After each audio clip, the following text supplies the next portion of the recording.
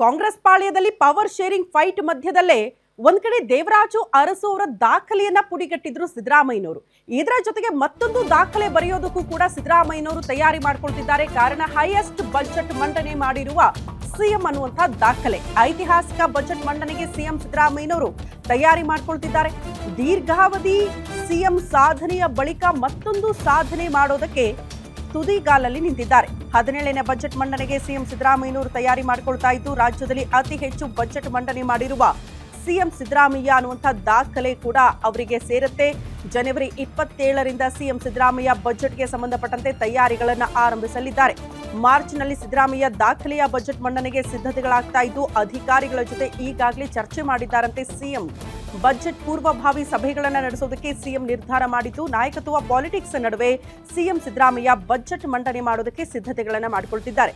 Budget ಮಂಡನೆ ಬಳಿಕ ಮತ್ತಷ್ಟು ಗಟ್ಟಿಯಾಗಲಿದ್ದಾರೆ ಸಿಎಂ ಸಿದ್ದರಾಮಯ್ಯ ಅನ್ನೋದು ಬಹಳ ಸ್ಪಷ್ಟ. ಹಾಗಾಗಿ ಡಿಕೆ ಶಿವಕುಮಾರ್ ಅವರು ಅಷ್ಟೊತ್ತಿಗೆ ಅವ್ರನ್ನ ಕೆಳಗಿಳಿಸಬೇಕು ಅನ್ನೋಂಥ ನಿರ್ಧಾರಕ್ಕೆ ಬಂದಿದ್ದಾರೆ. ಬಟ್ ಹೈಕಮಾಂಡ್ ಅಷ್ಟೊತ್ತಿಗೆ ಅವ್ರನ್ನ ಕೆಳಗಿಳಿಸುತ್ತಾ ಅನ್ನೋದೇ ಪ್ರಶ್ನೆ. ಯಾಕಂದ್ರೆ ಯಾವುದೇ ಸುಳಿವೂ ಇಲ್ಲ, ಸೂಚನೆನೂ ಇಲ್ಲ. ಹಾಗಾಗಿ ಸಿದ್ದರಾಮಯ್ಯನವರು ಡೋಂಟ್ ಕೇರ್ ಅನ್ನೋ ರೀತಿಯಲ್ಲಿ ಮುಂದಿನ ಬಜೆಟ್ ನಾನೇ ಮಂಡನೆ ಮಾಡೋದು ಅಂತ ಅದನ್ನ ಓಪನ್ ಆಗಿ ಕೂಡ ಹೇಳ್ಕೊಂಡಿದ್ದಾರೆ. ಅದಕ್ಕೆ ಸಂಬಂಧಪಟ್ಟಂತ ತಯಾರಿಗಳು ಕೂಡ ಆಗ್ತಾ ಇದೆ.